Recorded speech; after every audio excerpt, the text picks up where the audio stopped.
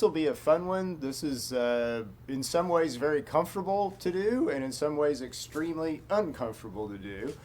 I'm very proud of my brave wife for agreeing to do this. We've been on quite a journey with her health, and we're going to talk about really toxic breast syndrome, which is controversial, is a new topic, is something that everyone is trying to learn a lot about.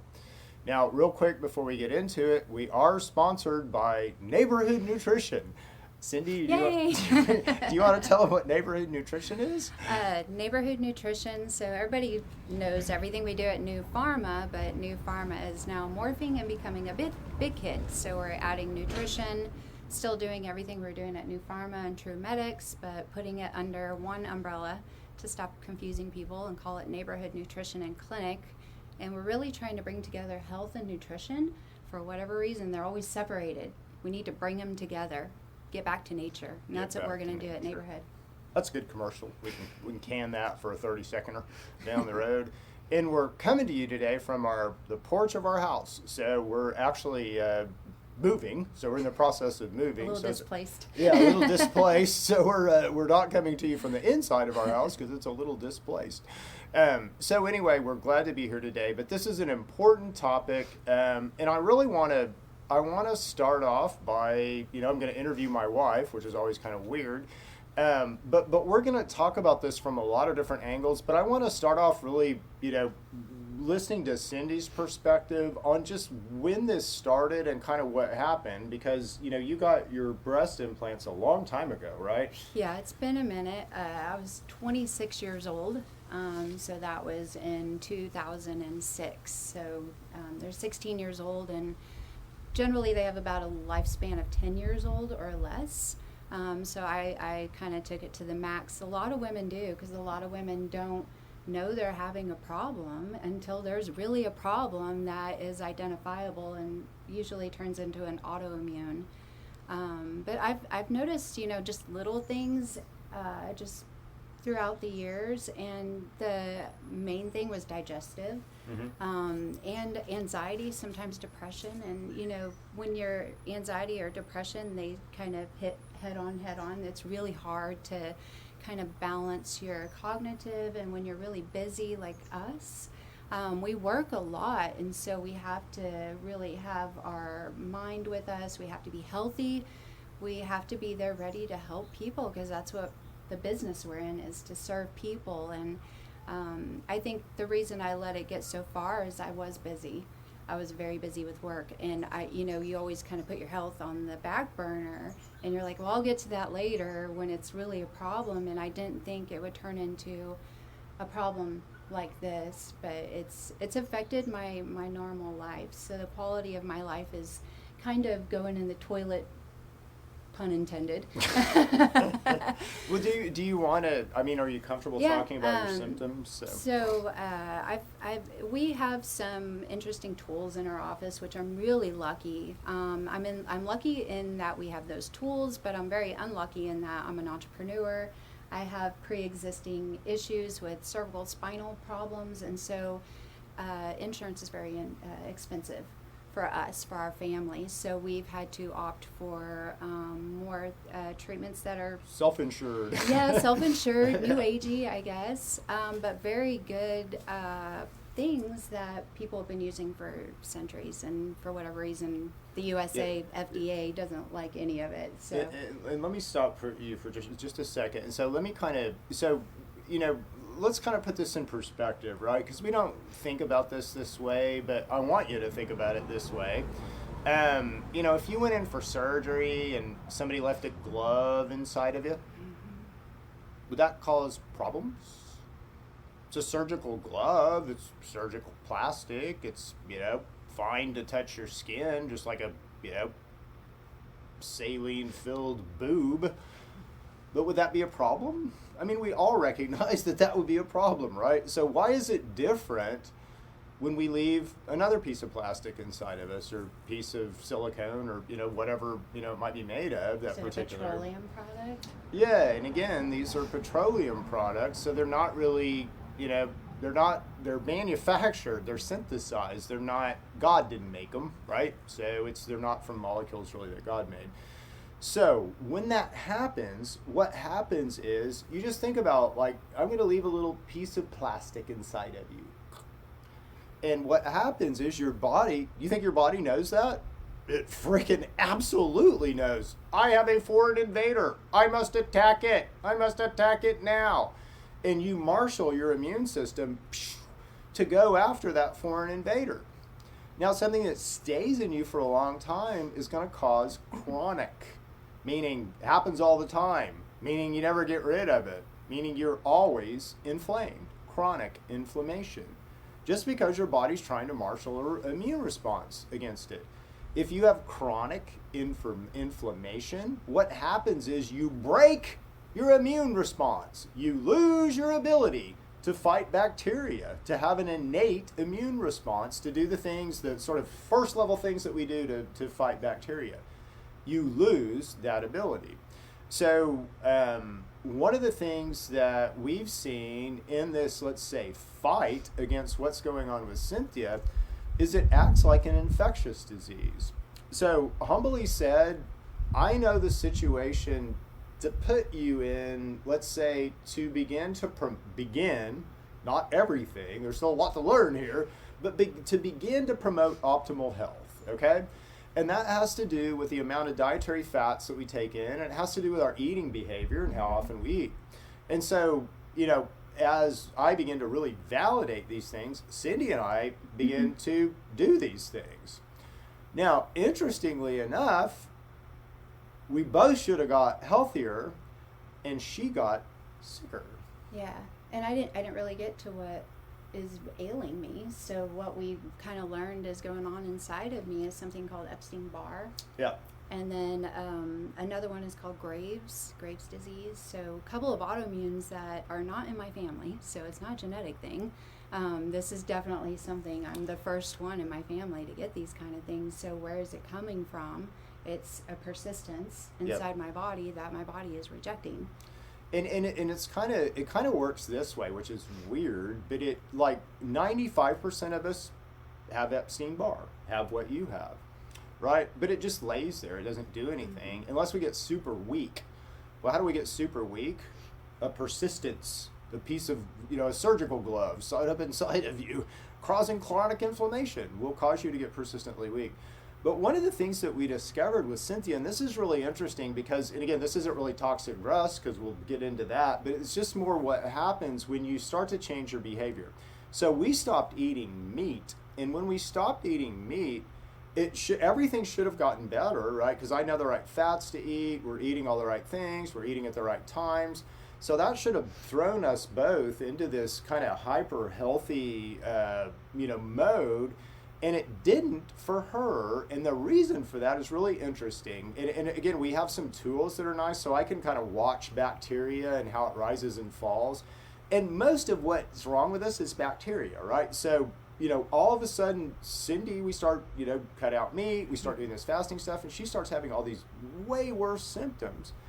We put her on the machine, and she shows all of this, kind of harmful, pylori and strep and all these kind of horrible bacteria. It's like, what's going on? I mean, your body should be killing these things. My body's killing these things. Why isn't your body killing these things? And it's because, get this, it's literally because we removed some antibiotics from the equation. And those antibiotics were in meat. So when we began to substitute with a natural antibiotic, garlic, her symptoms abated.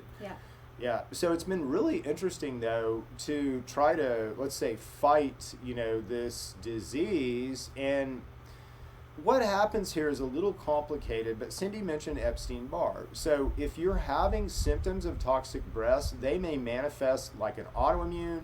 They may manifest, they almost always manifest as some kind of cyst, okay?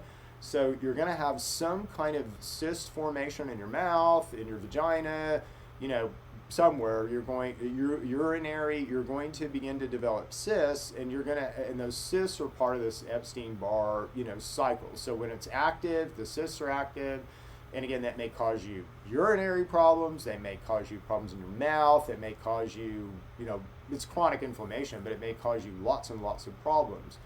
Now, we're still digging on this, but we're learning a lot about it. But you want to kind of... Yeah, and a lot of those symptoms, sadly and embarrassingly, I do have some, I have a lot of difficulty, and it was the urinary that really was the big red flag for me. I was having trouble just emptying, and it's kind of the old man syndrome, with prostate. It's like a prostate problem. Yeah, it's like a prostate problem where a man can't really empty when he urinates, or it's not a steady flow, and that's kind of what I was developing, and I was really embarrassed to talk about it at first, so I let it go for a long time. I was like, okay, maybe it's just, we're going to stop eating meat, so I'm going to get healthier and it'll go away.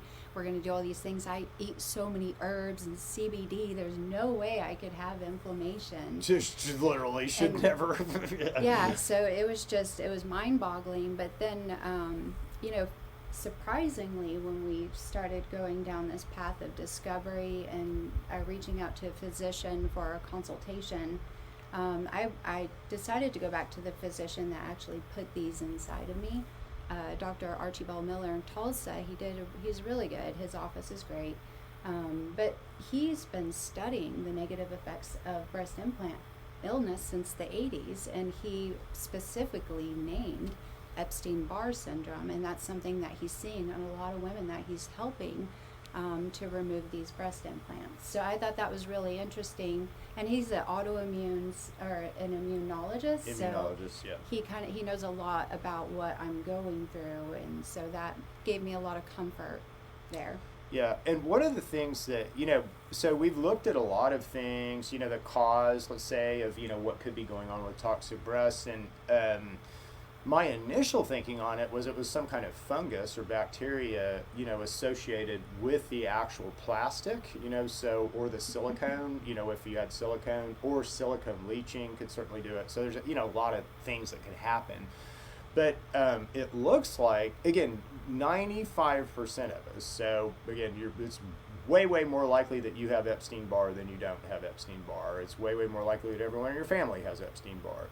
But for most of us, that lies dormant. But if you have a chronic inflammation, or you have something like diabetes, or any kind of chronic inflammatory disease, that Epstein-Barr is opportunistic, and it's going to flare up.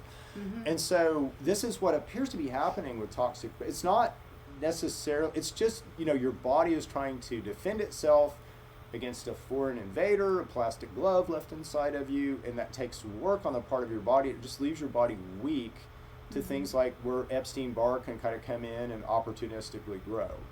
So hopefully that makes sense. It does, and gosh, you don't really want to go to Dr. Google and try to learn about it. It's really not a fun thing to kind of try to learn about, but just the symptoms, it just, everything I read, I'm like, okay, well, crap, now I have that one, and so it's... So we really have eliminated. This is the other thing, just for you guys to know. It's not like we don't know what's going on with Cindy, and this is all a mystery.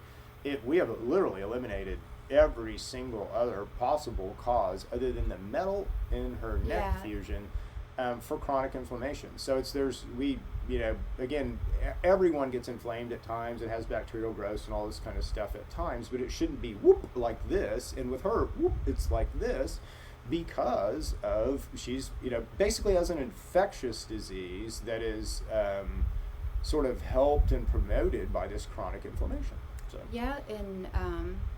inflammation is terrible. A lot of people die of inflammatory diseases, so that's definitely something I want to stay ahead of, and that's why I take all the herbs and CBDs and everything, but just everything we did just was not helping. So I've done other things to try to figure out what was going on with me. So I actually went to thermography of Tulsa, and I got a well woman scan, and they showed all of the inflammation around the lymph node areas and the breast, obviously, but then along in my urinary.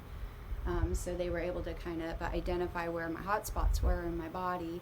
And then I also went to a functional nutritionist in Tulsa, and she just sees a lot of women come into her with symptoms like me and have no explanation of where it's coming from. It's not my family. How am I this sick? And so the breast implant illness is always a subject of discussion in her office. And she told me, there's nothing I can do for you right now. And she sent me on my way. She said, I'll do a urinary test on you to see if there's a UTI, but that's about all she did for me. And she said, I'll help you when you have the breast implants removed, and at that point it's detox. And a lot of women go through a very long a year to 3 year period of detox. And I've had, a couple of friends who've gone through this experience, and the detox, they said, was really, really hard. Obviously the surgery sucks because it's painful, but then the detox after is pretty hard. Yeah, and it, you're gonna it's interesting, she was talking a little bit about symptoms, and that's the hardest thing I would think with this is, if you're a woman and you're sick, and you don't really know why, there's no cause, and you have breast implants, I would, again, the obvious things are cysts, if you're forming cysts, if you're anxious, if you have, low energy, but there's a lot of other things that could do that. If you find that you're getting UTIs especially, and if you're like almost where you can't urinate, urinary hesitancy, bladder's full, you can't do anything, and if you notice that that is cycling with your cycle, that's kind of what's going on. So yeah, that's kind of what we're interesting. seeing here. Yeah, just my monthly cycle is when it's kind of worse. So. And it's interesting, like estrogen will promote the viral load. So it sort of excites, let's say, Epstein-Barr and puts it in its more aggressive phase. And then progesterone, which is kind of the opposite of, well, it's not the opposite, but it's a different hormone, let's say, seems to quiet it down. So, when you're ovulating, again, you're less likely to have Epstein-Barr symptoms. When you're menstruating, you're more likely, is kind of the way that it's going to work for women. So you might kind of watch your symptoms that way and see if you've got anything like this going on. It's super hard to find information. That's why we're doing this, and that's why, we're here as a resource, right? So. Yeah, and I've been posting some helpful links and just different things I'm finding underneath the event page on Chip Talks group. I've been updating underneath the event, and then I've been sharing it to my page. But if anybody has questions about it, please just reach out. We would love to, just give us some advice. I'll let you know what I'm doing. I actually am going to have them removed. So that's another hurdle to get over. That's going to be, for a woman, your breast kind of identifies you as a woman or feminine or female. And I put them in me to help me feel better about myself. And I was 26 years old. Nobody did it for me. I paid for them all by myself. So it was something I was kind of proud of, and I never would have thought they would make me as sick as they have right now. But I don't fault anyone for it. It was my decision. Just, I hope women will make better informed decisions about breast augmentation and the consequences down the road. Yeah, there's no reason really to cut into your body or, unless you get run over by a truck or, something to put you back together, right? But it just, in general, we shouldn't cut into our bodies, we shouldn't jab ourselves. What's a snake do? When he bites you, you have an immune response, right? That's a special immune response. Guess what happens when you stick a hypodermic needle in you? You have that same immune response called IgE, right? So it's not good for you, not good at all. So we're learning how to be kinder, I would say, to, these canisters that God has loaned us for a while. It's our temple. We need to cleanse our temple and not add, negative to it. Yeah, exactly. So, that's what we're about. I mean, if you are having symptoms of toxic breast, if you're having autoimmune type symptoms, let's say, and you do have breast implants, then, you might consider that. If you are having severe symptoms and no one can identify where they're coming from, and you do have breast implants, again, I would consider that they may be coming from the implants. If you want help or advice or any of that, I mean, again, that's what we do. At some point, it will cost you a few resources, but we're here to give you, all the information that we have and the knowledge that we have to help you really heal yourself. If you want our help with that, we're certainly here to do that. Yeah, and there's, just real quick, there's some really great physicians in the Tulsa and Oklahoma City area that are specializing in this treatment. I'm going to Dr. Miller because that's who I originally went to, but there's Dr. Ho and Dr. Kunkel and a few others, but those are the ones that most women are using.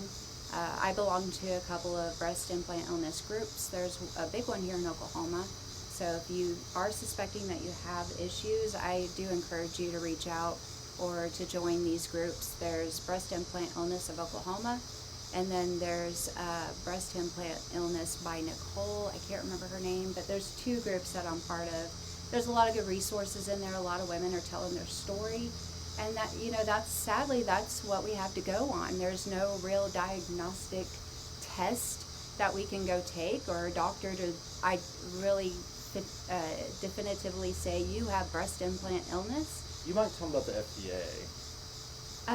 Yeah, I mean, the FDA came out very quietly. They didn't really do anything loud and proud like they should have. I should have received a letter because I have implants. So I would think that I should have received a letter from the FDA telling me that there's a danger. They're doing investigations, and so the FDA is aware of this problem, and so are some physicians that are, doing surgeries. And sadly, guys, it fits the business model. I mean, I think we're all over the fact that, modern, and I'm not talking about your doctor, okay? Your doctor probably cares about you. Your doctor probably loves you, may live next door to you. I'm not talking about your doctor. I'm talking about the institution. The institution is a business model. How does that work? Well, the way it works best is if I can make you sick and get you better. Okay? Putting stuff in you and then taking it out is a business model. And so, here we go again, right? Cholesterol is a business model, Looking like diabetes is a business model. So we could go on and on. But we're learning, we're growing up, and we're learning. Yeah. Well, thank you for bringing this topic on to Chip Talks. Well, thank you. I'm so proud of you. This is if you're a woman and you have to come on in front of hundreds or thousands of people and talk about your breasts, in a situation where we end up getting criticized a lot anyway, I'm proud of you. So thank you. And hopefully this helps some people out there. So that's the intent. That's all I want. Just help somebody. Love you, my beautiful wife.